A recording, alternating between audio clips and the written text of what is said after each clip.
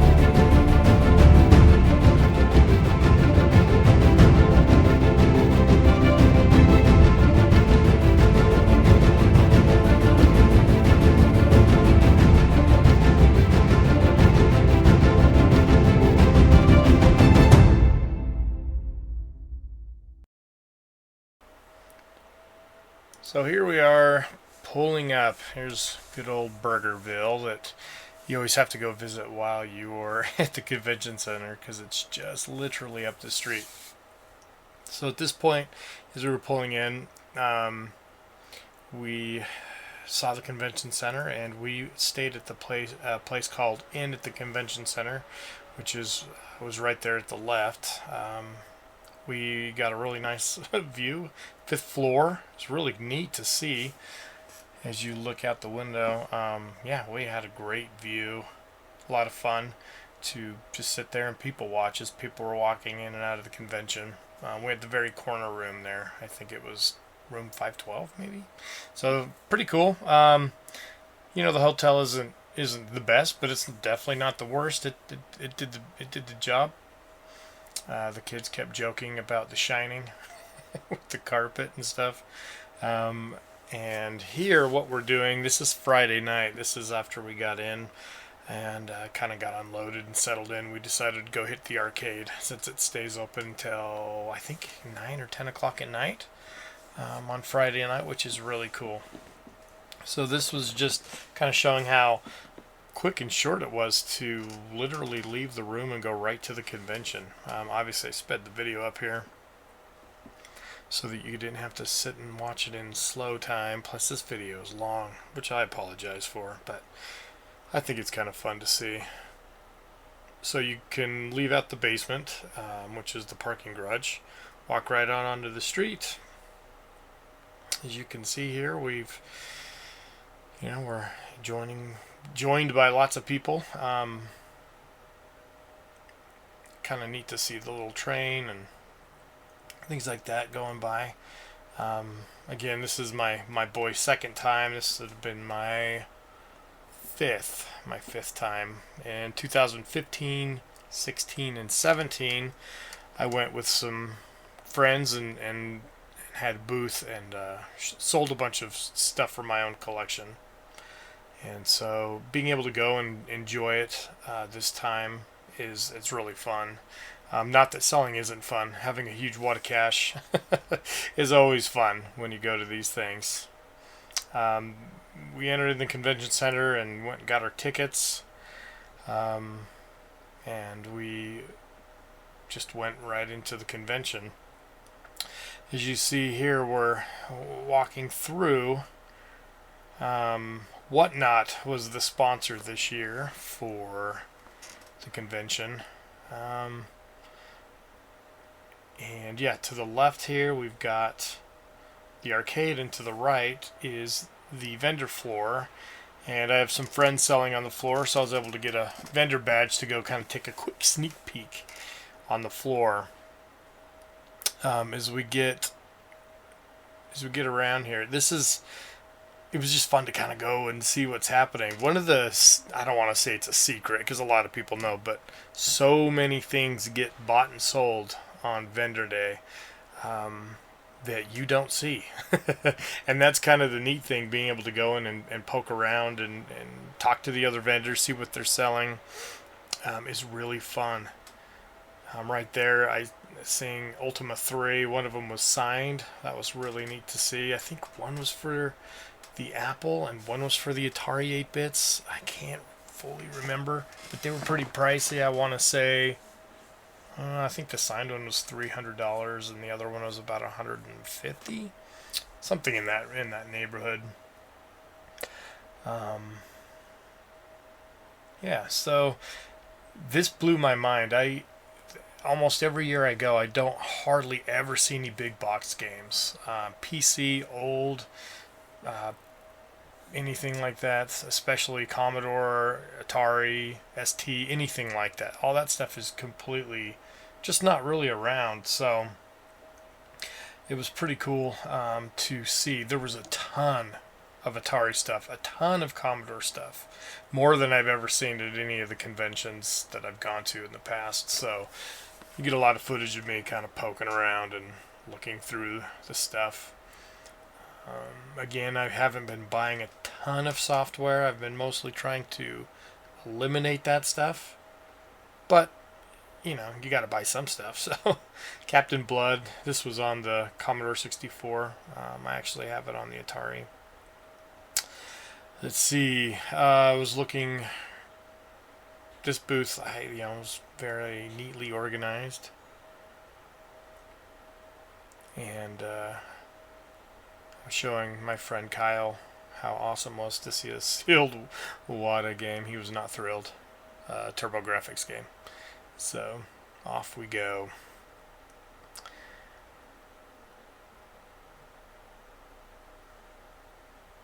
It's fun to see the empty tables as things get set up, and it's it's pretty wild to see. You have a lot of trust that the vendors don't poke around your stuff while you're not there, but the experience I've had, it's been really positive selling at these conventions. And most of the vendors are really respectful of one another.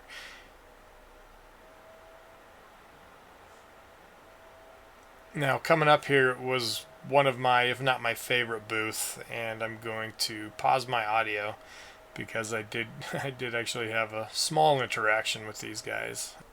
But yeah, seeing these Atari STs, Atari Stacys, I've never seen one in person, and he had a stack of them sitting there, TI stuff, all kinds of neat stuff. But this is the Brewing Academy, and like I said, you'll be able to hear a small interaction that I had when I realized who they were.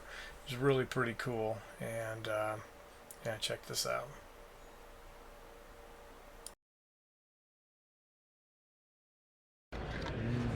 You're the Brewing Academy? Indeed. Awesome. I bought a FujiNet from you a little while ago. Yeah. But yeah, that's awesome. I hope it's working for you. It's great. I still don't know how to work it, if I'm honest. Okay. Every time I seem to boot it, it just boots to the first image, but I'm very stupid with these things. Okay. So, but anyway, I freaking love it. I think it's amazing. I was able to get it hooked to the internet and play the game off of it, which blew my mind. Yeah, I mean, that alone, right? Dude, your booth is insane. So those guys from the Brewing Academy were super awesome and super nice. And I went to their booth and asked them about 1,000 times about different things. So it was pretty neat to meet these guys this early on anyway. As you can see, got a couple of DDs there. Pretty neat. Looks like a top-loading Famicom down there also. When I was referring to me being really dumb, I'm really dumb with some of these SD solutions. I just don't know how to work them that well, even though they've got documentation and that. And that's kind of what I was telling them about. It lets you boot into 8 floppy images, this FujiNet for the Atari 8-bits. And I found these guys through, I think it was the Amigos talking about the FujiNet. Amigos is a podcast I enjoy. So, anyway, as you can see there, they had both of those DDs sold, I think on day 1. And this guy was also gone not too long after, the PC Engine Shuttle. But anyway, the FujiNet's a really cool device that you can plug into your, basically the floppy disk port and of your 8-bit Atari, and it will wirelessly connect to the internet through Wi-Fi. And I was able to download a game and play it, and that was really neat. So that's what I was kind of telling them about. And that was why I bought it, as well as to be able to load different images and stuff from. So I go back to this booth multiple times. You're going to see lots of different footage from here. I wish I could have just bought his entire booth. He just had so many neat and different things. Again, I don't really see a lot of Commodore things at this convention that I've been to in the years past. There's always stuff, but nothing like this. They had all the disk drives. He actually had I think it's called the Commodore 128D. Kind of looks like an Amiga 1000. And on Sunday, and I almost walked out of there with it. I just didn't want to carry it around. I went back there towards the end of the afternoon, and I was going to take it home, and he'd sold it, and I was really happy because I don't need another Commodore. But boy, I was tempted. I don't know. I think in one of the other videos you see me get up there, you'll actually see it. So this is my friend Kyle, who's making a good deal on a lot of these Vectrex games. And yeah, he got some really cool stuff for the Vectrex. And this was at his booth with our friend. Yeah, they were selling an Xbox mini fridge. I wanted it, but again, I didn't want to carry it around, and so and it sold quick. He said that was their second one, and so that's Court, my friend Court, and his brother. So I was kind of checking out their booth.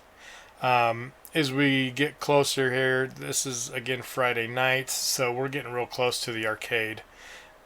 And again, I'm going to be cutting audio because I wanted to let you hear the arcade noises and the DJs and stuff like that. So here we go.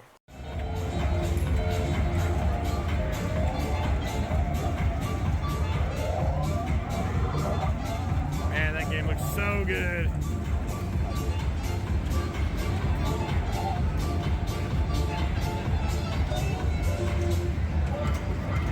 Where is...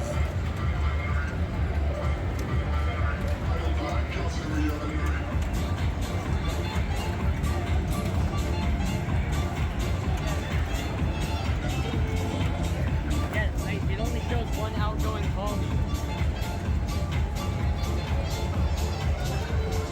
Yeah, it only shows the one outgoing. Oh, that's Seriously, didn't beat your ice score? You were so close. No. Oh, you did. You're keep going. No. No, you rotten sons of biscuits. I'm taking the... No, sorry. No.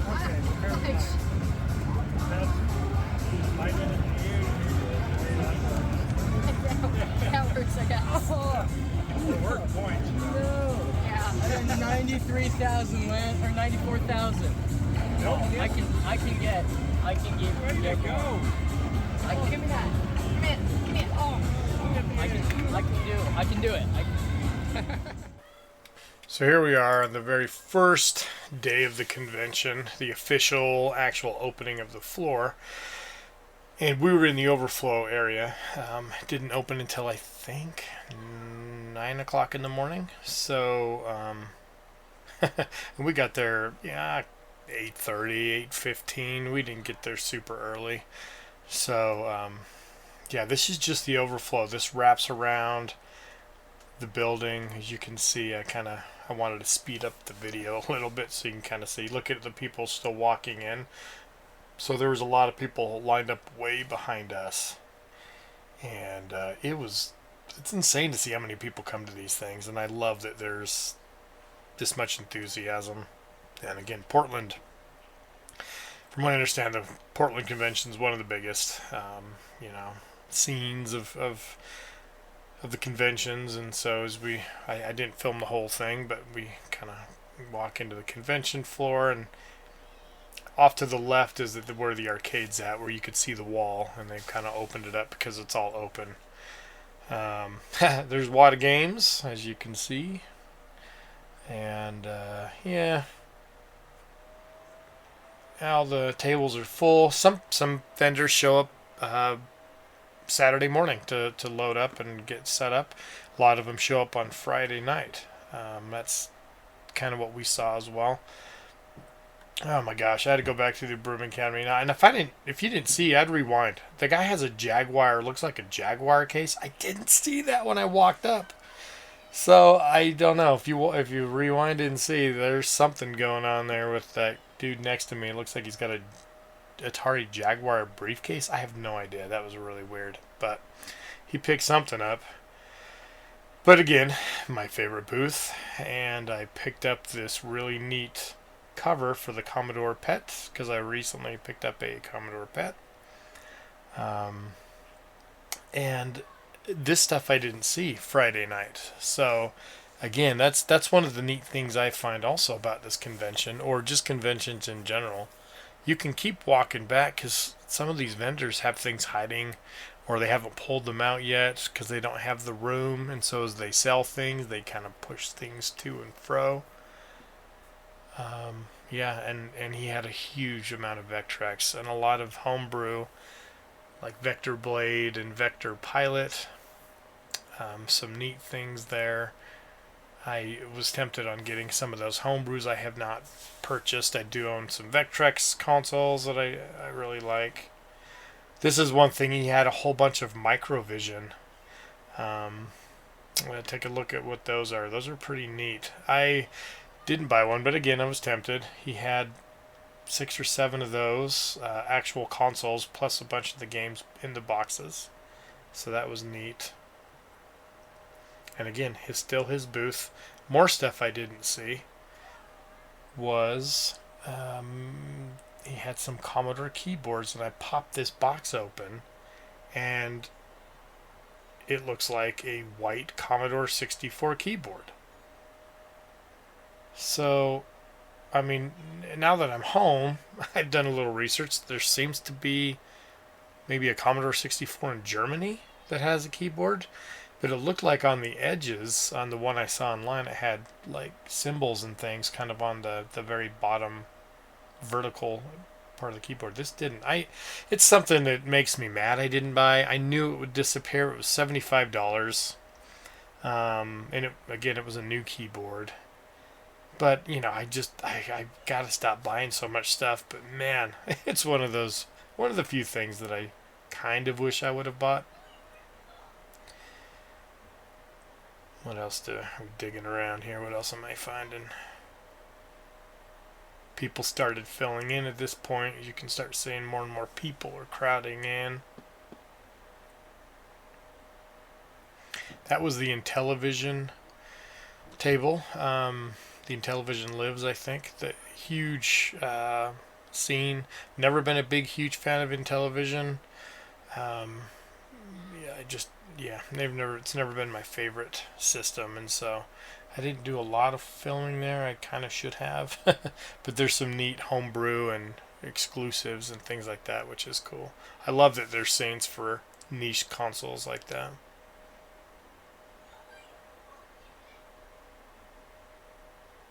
Oh, this is an interesting area. Look at that guy there on the right. I don't know, man. Kind of looks like a mob boss, but they're just standing there. Again, they look kind of bored. I don't know. It was weird to see Wada and Heritage, and you'll see some other players in the game in that sealed market game, so to speak. It's interesting. That's Wada Games right there, and it's interesting that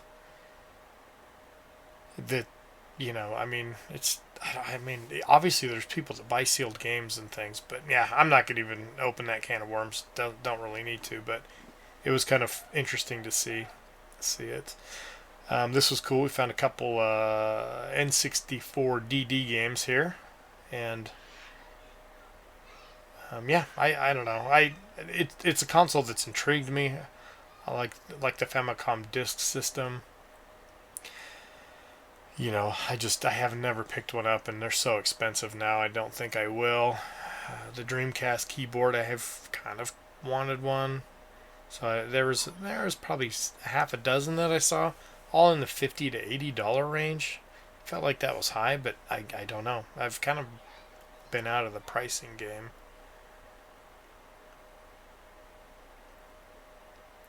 Here I was walking around with my friend Ryan, and so we were kind of checking some things out. And this is my friend Kyle's booth.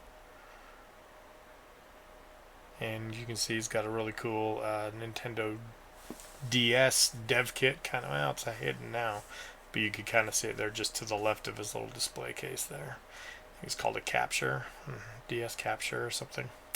Kind of a neat little thing.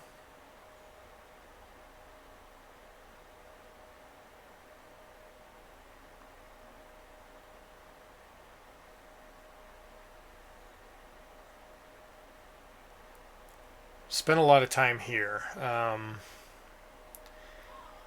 What I was doing here was checking out all the. I am a fan of Atari. All the consoles. and as good or bad as they are. And so this was really neat to see. These were all new releases and some old. I mean, the Halo 2600's been around for a while, but these were some of the games they had out for sale and for you to play. As you'll see, some of these games absolutely blew my mind that these were playing on Atari 2600s. I was watching these. You'll see. I can't believe it. But there's games. They've got games for the 7800, for the Jaguar. Yeah, it was just really neat to see. The love for Atari. There's definitely a lot of that. They've hit their 50th year anniversary, I guess, this year in 2022. So that's kind of a big deal. I know they're coming out with a compilation of sorts. Basically, all these games, as I recall, the price sheets, they were all around the $50 range. But that's for boxed copies. I mean, for new games, I didn't find that unreasonable. The cost of getting some of these things, boxes and things like that, manufactured is definitely expensive. I like seeing ports of Amiga stuff and things like that to the Jaguar. It seems to have a lot of those, even official, like Zool and Cannon Fodder, I think, was one that's on the Jaguar officially. And it's kind of fun to see some other people porting some games as well as some new games.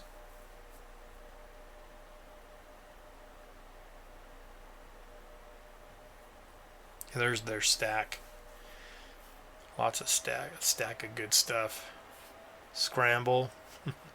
These were for the Atari 8-bit computers. They actually have Adventure 2, which was really cool. I actually played a little bit of that one. It's really neat. It's neat to see on the XE. And this is where they had a bunch of the 2600s lined up, ready for you to play, to check out these games. And I mean, look at some of these games on the 2600.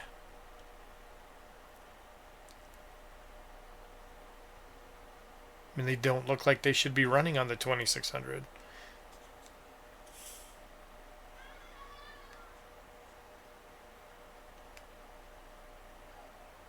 They pair up really nicely with those Commodore monitors, don't you think?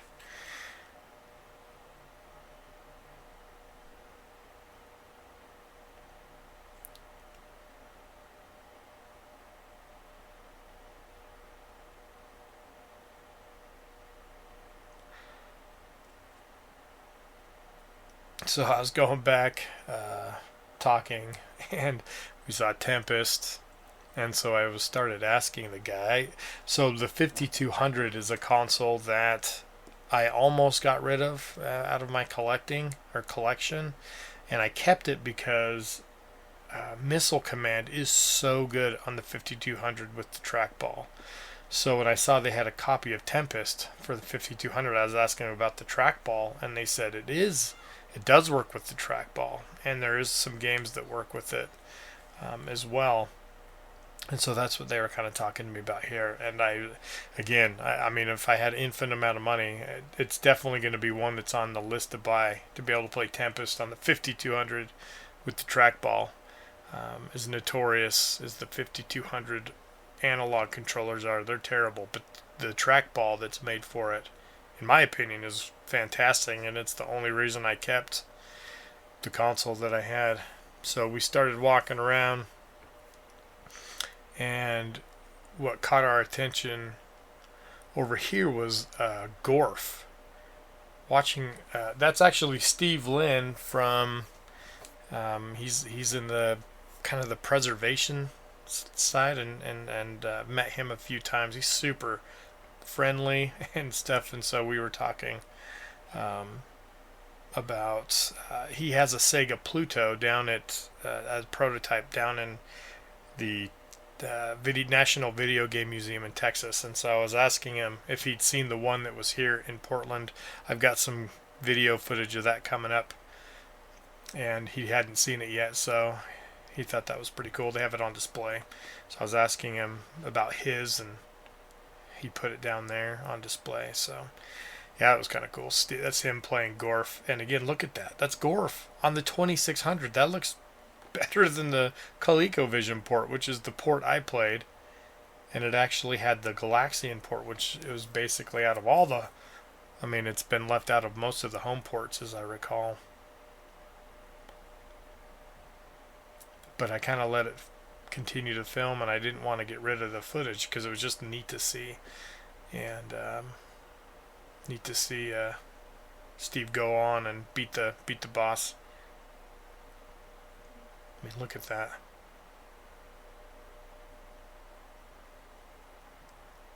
And this is just one of many games that Atari Age had here. Yeah, I suggest you go and look and see what they've got if you're interested, because who knows how long these kind of things stay around.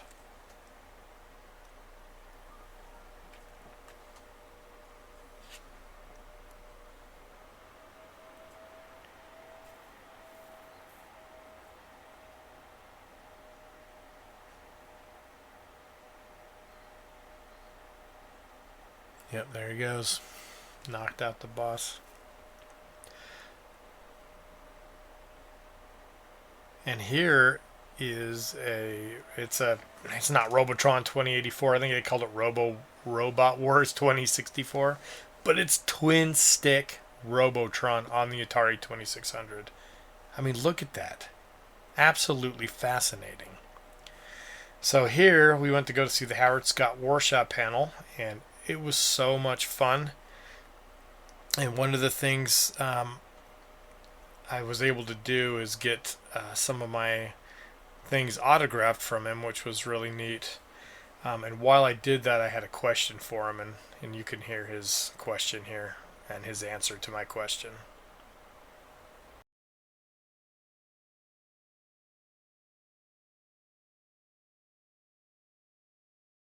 Look at this, man. While you're signing it, what was the hardware that you used to develop games? Like, Oh, how did you program those? that was on a 6502 system that initially was just a dirty system. Okay. It was a proprietary thing, and then later we used a VAX, a Digital Equipment Corporation VAX. Awesome. Interesting. And then we would assemble there and download it to a target system, an emulator. Wow.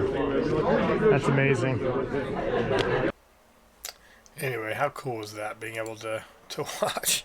I didn't get to ask him a question. He did some Q&As at his panel, and I couldn't quite get to me, so that's okay. So I asked him while I had a chance, while he was autographing my stuff, and that was neat to hear that they just kind of makeshifted something together, because I always wondered, how did you program games on the Atari 2600 when there was no Atari dev kit? So that was really cool. We're getting ready to head into the Blockbuster experience. The last Blockbuster is in, I think, was it Bend, Oregon?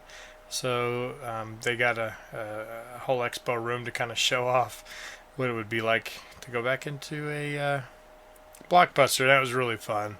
Kids enjoyed that. I of course enjoyed it. This is for old people. Kids just go along for the ride, let's be real. One of the neat things about Howard Scott Warshaw's panel, and I'm wondering if they've recorded these. I know in years past they recorded them. So if Portland the Expo gaming crews actually filmed it, I'd go back and see if you can find it. But one of the questions asked was about, they called it the 505 party. And he kind of joked and said, basically the rumor is when, after Nolan Bushnell sold it, and Time Warner bought it, like at 505, when Time Warner would go home, all the crazy parties that would happen after hours, quote unquote. And he basically, I mean, this is 2 weeks on now, but he basically was saying that the party was always on. It never really stopped. I mean, it was kind of an alcohol / drug fueled company, and then he said that's how they got some of their best ideas. Don't do drugs, kids. So that's just kind of what they said. So it was fascinating. His stories. He is now a a therapist, a psychological therapist. So now we're heading into the Sega Saturn room, the other one they had on display, and this was run. I think it's by a podcast I've not listened to that I should give a try. It's called the Sega Saturn Shiro podcast, and this was some of the coolest hardware I've ever seen. I mean, there was a full set of, I'm guessing a licensed, U.S. full set of the Sega Saturn games there. There was just some of the neatest things here on display. The Sega Pluto prototype, which, again, I was asking Steve Lynn, he has one and has it down at the museum in Texas, in Frisco, which I also, if you've never been to, should go check that out if you're around the Dallas-Fort Worth area. And there's my kids playing the prototype Pluto, and my friend playing Blast Wind from Japan. So, my kids are so spoiled being able to play the Pluto prototype. So, yeah, they are having a good time loving Street Fighter. And that was kind of the end of our Saturday night. And as we move on into Sunday, here we go again. Back out into the overflow section. And surprisingly, there were still a ton of people. They do sell passes at this event for just Friday or just Saturday or for the whole weekend. I can't remember if there was a Sunday only or not. Anyway, I think there was, but most people just buy for the full weekend, but some don't. Some want to just come to the arcade.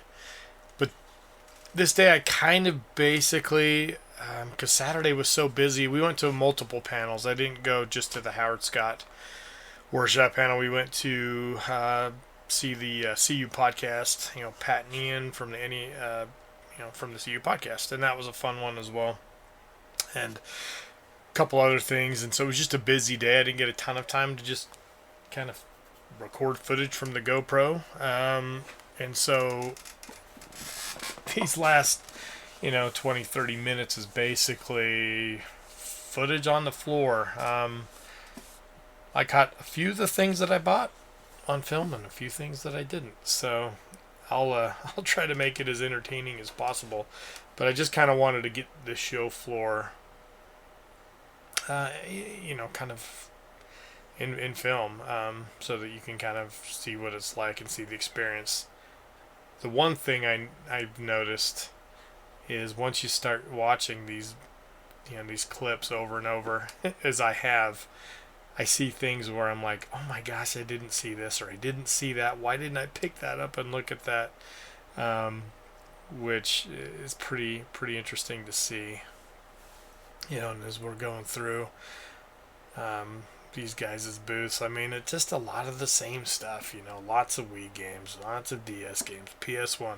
The other neat thing I saw a lot of was Switch games. Now, the last time I went in 2018, the Switch was still relatively new. It's it's not long in the tooth now, but it's really interesting how the Switch has leaned towards retro, if I'm honest. Has a lot of retro style games and indie developed games, and it suits this kind of convention well. Some of the, a lot of people were buying Switch games. I didn't buy any, not this time. Never been a big fan of repro games. I've got a few, like homebrews and hacks, or not home, but just hacks. Never been a huge fan of that. I'm kind of okay with like translated and stuff, but that's kind of what those are.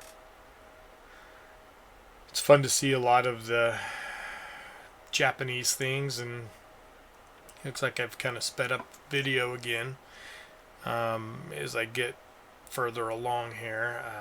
I did find a really cool thing for cheap that I've got on film here, and it's coming up here in a few minutes. But yeah, lots of Famicom, lots of Super Famicom. These things always intrigue me. I've had a good, huge collection of Japanese things over the years. I've dwindled that down, so nothing overly exciting catches my interest. But it's kind of fun to see relatively cheap, $5 games. Sometimes they'll do 3 for 10, or sometimes you can talk them into giving you piles if there's good stuff you want. There was just the guy had, look at all these totes. What was that 8-10 totes of Super Famicom games? You could sit and check these out forever. They just go and go and go.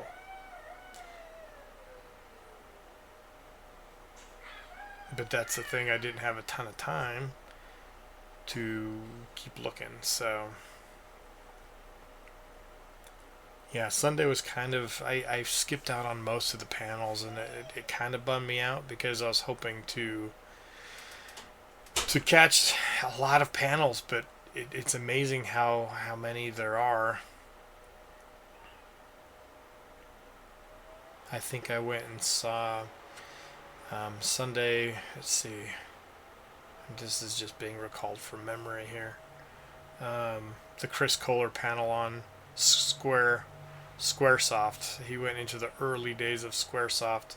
Again, if they've recorded these things, I hope that they put them up on YouTube or somewhere that you can see them. That was pretty neat to see, and his deep dive into that was fascinating. Kind of goes into the history of how things get lost over in Japan. You can't just go copy magazines and things for copyright laws, and so a lot of things are lost to time, or they just haven't been scanned. So there's a lot of work and stuff that people are doing that are fascinating for people like me to just learn, can sit and soak it up while they do the hard work, and so I can always appreciate that.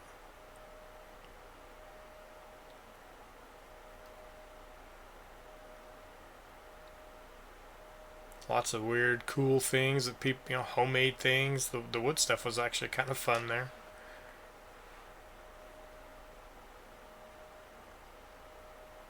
In this booth coming up here on the left, this is where I bought some t-shirts.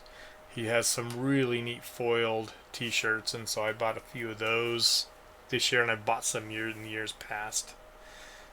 And so I bought some Atari ST games also from here, from a guy that I've bought a whole bunch of stuff from. So coming up, I'm gonna probably go off mic here for a minute, but this is where I found a pretty cool deal. I still haven't tested it, but yeah. I see. Oh yeah.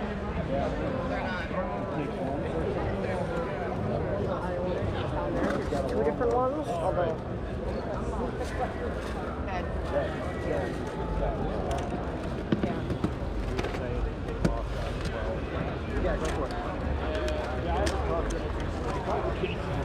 These are broken, yeah?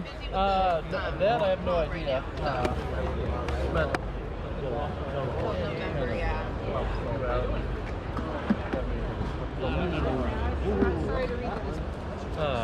I'll snag that guy for All right. 20. Yeah, I bought it and then never got to doing anything with it. Yeah, I'll give it a try. For it, but Maybe put it over here and then I do too. Sounds good. Alrighty. Thanks. Oops. Yeah, you're good. Very cool. I ate like 4 bites and that was it. I'm like, I can't have any more than that. Careful there. I'm okay with the sticker on it. All right. It's no worries at all. All right. Thanks. Thank you. Here. You too. I tried to. So that was my kind of awesome deal. Yeah.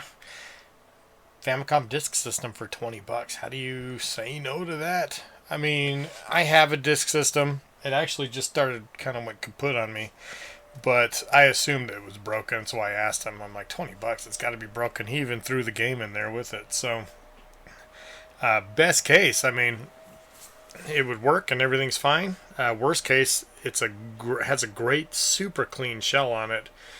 I don't know if it showed that well on the video, but yeah, the shell itself was actually really clean, and so I was pretty pleased with that. Yeah, $20.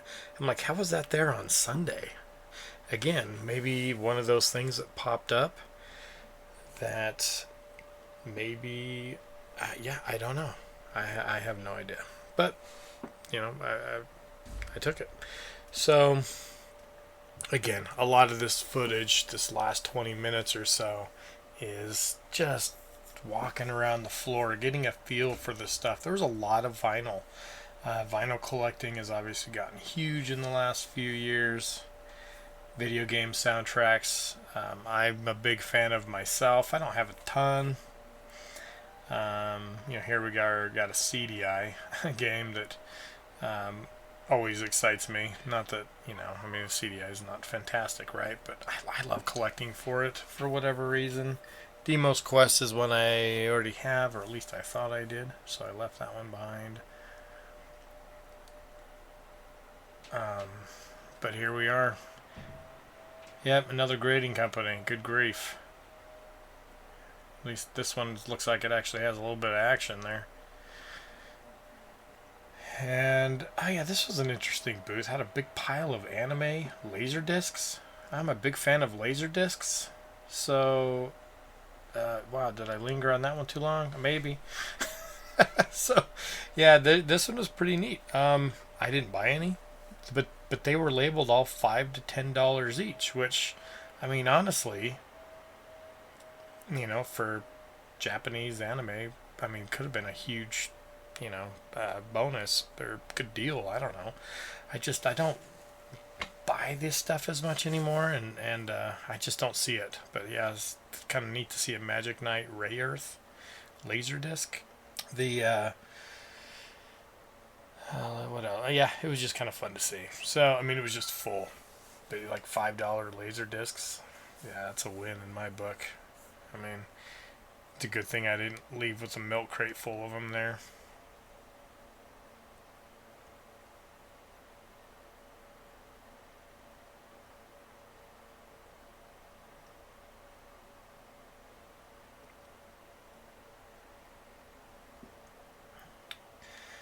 Here we've got, this is a fun, interesting reaction. I'm going to go ahead and let this one play out. So I'm going to, yeah, we'll sign off here for a moment.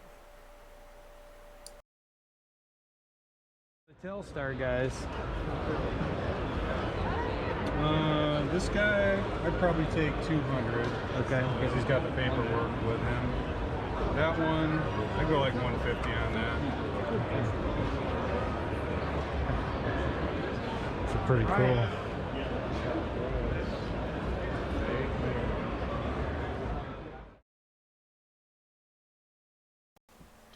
Yeah, 150 and $200 for those Coleco things. That's a bit much, but I'm not gonna argue with people. They're gonna. It's okay. You can ask what you want to ask for them, but it seemed to be kind of a lot. So I thought maybe if they were $50, I might have been. I don't know what they're going for. I'm 100% honest there. I mean, maybe he's not out of the realm of possibility. And so, yeah, it's okay. It's just one of those things that were kind of cool. Now, this was so cool. Oh man, I love Japanese consoles. Look how gorgeous they are. They're bright and colorful. And that, yeah, the blue Dreamcast with the matching keyboard, I think was in the $700 range. That Panasonic Q was also, I think it was $1,200. I think that was at the same booth. So yeah, anyway, we're kind of going on through the day. Again, Sunday's kind of the day you could possibly make some more deals. I find if there's something you want, that was Macross on the Super Famicom. I think they had like 150, which wasn't terrible for that, but it's kind of expensive.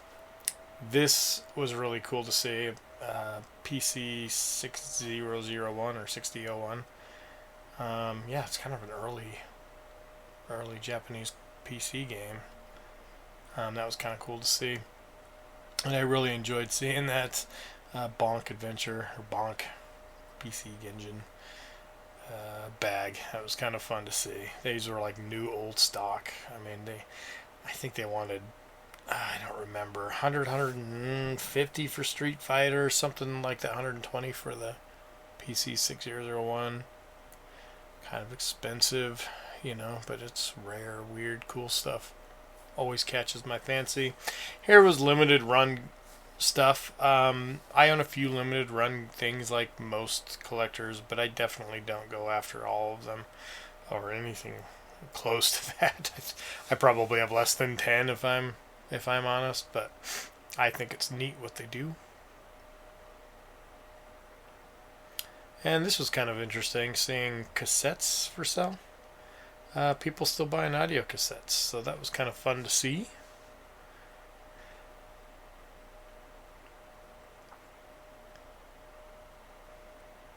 It was a really fun convention. I felt like the atmosphere overall was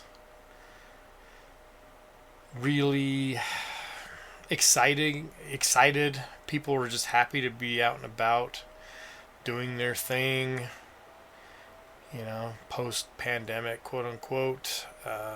Yeah, I mean, a lot of people were still wearing masks. A lot of people were still being cautious. They still had lots of sanitizer everywhere and things like that. So I think the event ran really well. TI-99 was my very first computer, so that guy runs the TI-99 Facebook group, and he has a lot of cool stuff. Another auction site like Heritage. They look bored. Went back to look at this guy a couple of times. I don't need a Neo Geo. I've got an arcade machine. I don't need, I've actually got an MVS cabinet, but it always intrigues me to see these boards set up like that. This was the guy that had all the C64 games. There's still a bunch sitting there in the boxes.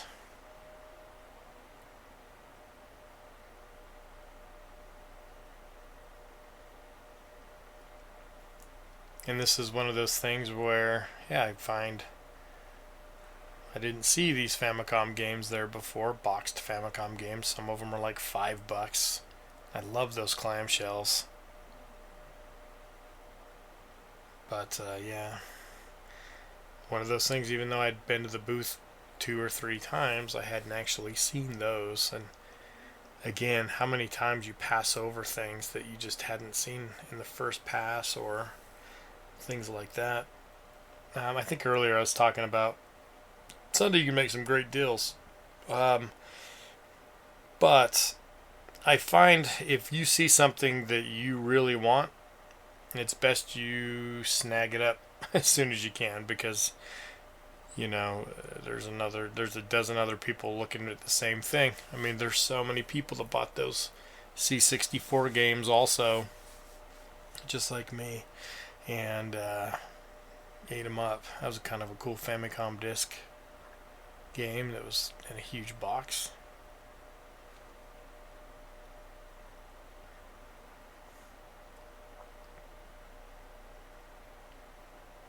That's a game I ended up picking up. I don't think I picked it up here, but in a little while. That's an Apogee game, a shooter. I was tempted on, but I think they were asking $50 for it. I like my boxes if I can find them for the old PC stuff. I'm not against a loose floppy, but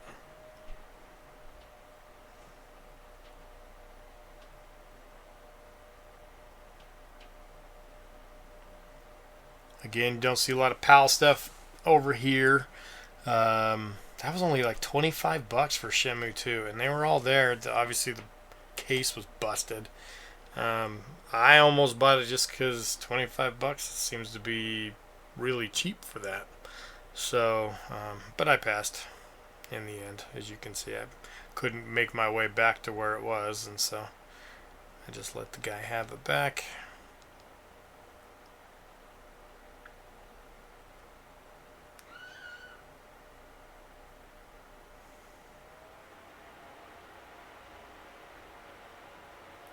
Me diving in more Commodore games. Most of these were C64. they had, and they'd already sold it at this point, but they did have Simpsons, the Simpsons arcade game for the C64. Beautiful blocks on it. It was very shiny and clean. And I think they were asking 200 for that, and it was gone. So somebody snagged that up. Again, it was one of those ones. Ooh, I want it, but $200. I don't think I wanted it that bad.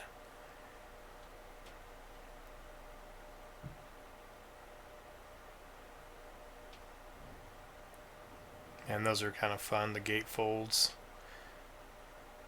games for the Commodore. I've got a few of those. I think even on the Amiga.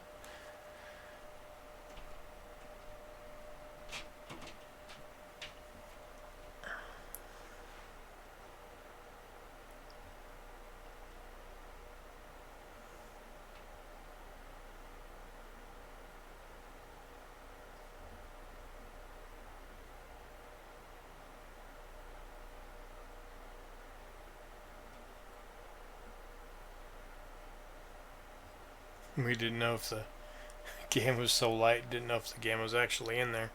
It was. Yeah, we kind of wondering, but yeah, it just had one of those kind of blister packs holding the thing in place. Just love the artwork on this stuff. I was tempted on that, but flight sim game, I just don't have time for them anymore. Trying to get into it. I had Gunship 2000 as a kid, and loved playing that, but even then I don't think I did it officially. He had a ton of games. Let's see, I'm trying to see what else he's got hiding in there. Oh, he had the Bard's Tale. Yeah, those were kind of pricey, but they should be, and I mean, I guess. I want everything for cheap. That's just unfortunately how I am these days. Which is why I don't buy a lot of stuff. That was only $10. I mean, a lot of his games were marked like $10, and so as hard as it is for me to see or find C64 things, I didn't find that was unreasonable. $10 for a boxed C64 game seems to be pretty awesome, even if it's a garbage game, so to speak.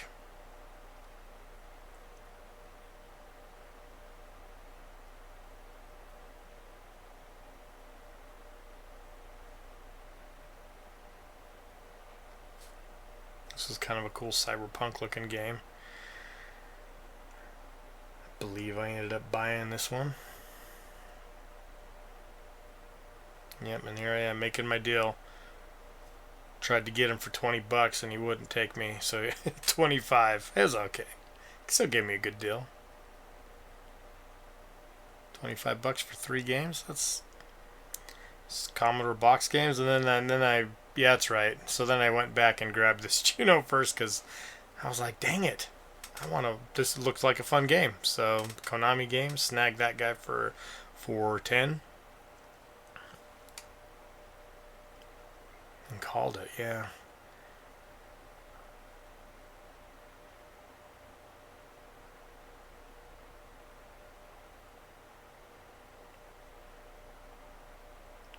I mean, you look how busy these booths are. That's what's amazing. This is, again, the same booth. This is where the Simpsons game was earlier, I think on... I know I saw it Friday night. I don't remember seeing it there Saturday, so somebody might have snagged it Friday night. I wanted to take a peek at the... underneath there was Street Rod. I want to see if it was for the PC or the Commodore, and it was for the Commodore, and that was cool. And Zach McCracken as well was for the Commodore. And then I poked on that Wolfenstein, I think they were asking, I think 120 for Street Rod, and I think 100 for Zach McCracken.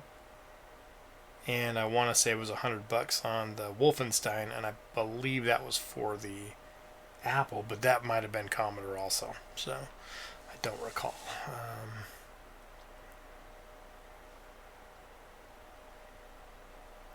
Now these were really interesting. This couple was really fun. I've seen them there before. He's a huge laser disc. He has thousands and thousands of laser discs, and these were actual laser discs from the 90s, I assuming, and some of them might have been early 2000s, but basically from the 90s, where they're playthroughs of the actual games. So they're way before their time, before YouTube, but they're laserdisc of playthrough. This is Flight of the Navigator. It's one of my absolute favorite movies on laserdisc from Japan. I had to have it, so I bought that one.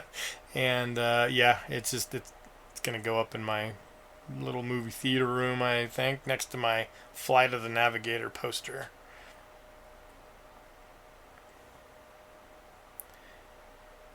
And this was pretty cool. Had some modded stuff there, like that clear Xbox.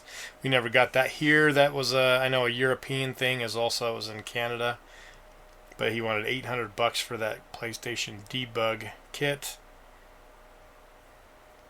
But that PlayStation TV, I didn't even notice that was a PlayStation TV while I was there. That was really kind of cool. Again, things are really pricey, I find, and it's just kind of the way it is. Again, a PAL Saturn game, Exhumed, so I actually have this game. I don't think I have the manual, if I remember. And so I kind of poked them on that, and they wanted $60 for Exhumed.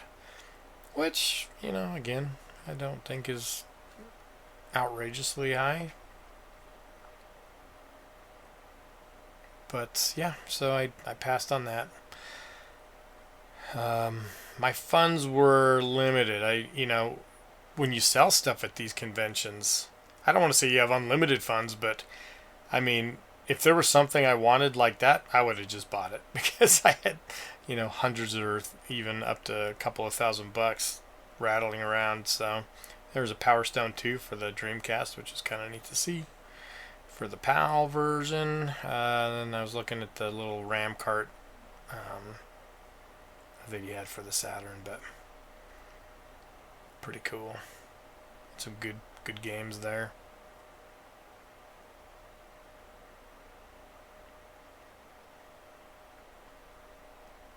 There was a boxed Master System for $250.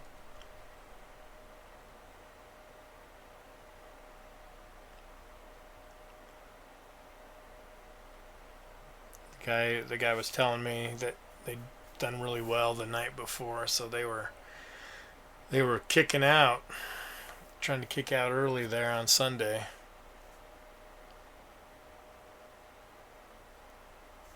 Some Coleco games, kind of fun to see. Oil as well.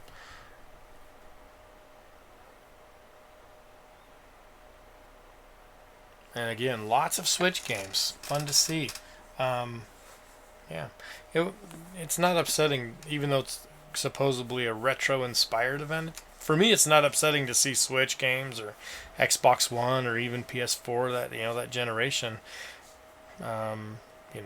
It's fun because I still like to play modern games, so it's kind of fun to browse them, and there's some really good deals. There's the dollar bin there. That's interesting.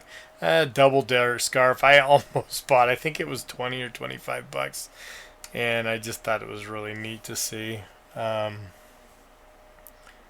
guy said I needed to get Buddha Mario in my video. He saw me filming, and he had a Commodore, so I had to take a look at that. No power supply. Probably a good thing. If you would have powered it up, it probably would have fried that zip, as those things do not like original power supplies anymore. They're just so old. But he was asking, I think, $150, but was willing to talk. I don't need one. I've got too many. But I wanted to look at it anyway. He's very friendly. This was fun. Had some Apple II games, and then, as you can kind of see there, the guy that's standing there is the guy that owns these things. He had some of the erotic 2600 games there, the not so friendly games, and so he was saying that he was trying to sell those because his wife, as you can see in the background, he's like, see, I don't buy these things either because I sell them, right, honey? Anyway, she was laughing at him, so kind of funny. They were priced reasonably for market value, I believe. They were in the 150 range. Which again, I was tempted, but nope, no go for me.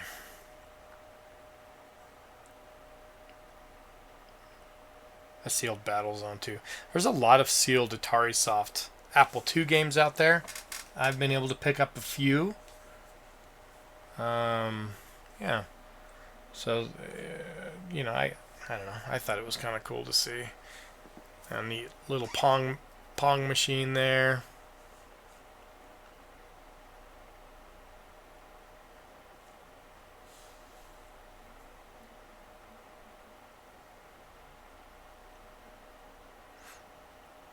I thought it was fun. They had some lunch boxes, so I just did a quick shot of that. And the Master Chief up there I really wanted. They sold one at auction. I think he said they got $1,900 for, which they weren't happy about. They were hoping to get a little more than that. But yeah, that was kind of, it was one of those Halo 2 statues. It was the small one, not the not the 6-foot life-size one.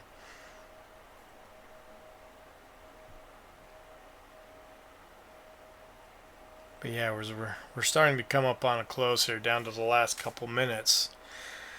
That was Akai Katana. I love that shooter. It's a great shooter on the 360. But yeah, as we wrap up, I really enjoyed this event. Hats off to the guys that run it. Hats off to the vendors. It is not easy being a vendor, especially if you don't have any help. I mean, there's been times when I was there, just to get a bathroom break is hard for those first 4 or 5 hours when people are just everywhere. But it's fun to see. It's a great atmosphere. There were a little bit of everything. I mean, everything from Japanese to 50-year-old, things from, Atari there like 50 years ago. Everything in between. It's a great event. My boys had a great time. My friend Lance had a great time. And I had a great time. I wasn't specifically trying to record everything. I just had the GoPro going and kind of let it fly. I'm hoping, to kind of make this an annual thing. My wife and I have 2 smaller children. I don't think they'll be too excited about going, but they're going to try to come next year, and we're going to make a big family trip of it, I think. Now oh man, I should have bought this thing. We just don't get SCART switchers here very often. And this even had all the cables for like Super Nintendo and Saturn and Genesis and things like that. And it was $40. I should have bought it even just to get the cables. It's a pretty good deal just for that, but I let it slip and it was gone. I think this is actually an older clip from earlier in the day.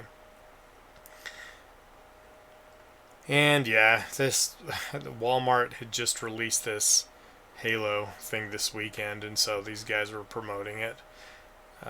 Pretty fun, actually. My 4-year-old daughter would have a ball driving that thing around. They said it went 9 miles an hour. That's fast for a little plastic toy. So pretty neat, if I'm honest. I'm a big Xbox junkie, so anyway, that was the end of it. So these last little bits are clips of some little short pictures, I took that we had fun with. But anyway, I really appreciate if you made it this far and everything. I had a great time trying to put this thing together and just really reliving the experience. I think it's a great event. If you're ever in the West Coast in the middle of October, this is the way to go. People travel from all over the country, and yeah, I can't wait to do it again. So again, hats off to everybody that makes these events happen. And this is my haul. That's the stuff I ended up with. A little bit of Atari ST, Amiga, Commodore stuff. Yep, VIC-20. Look at all that great stuff. So anyway, I appreciate y'all watching and hanging out with me. If you got any questions or comments, yeah, let me know.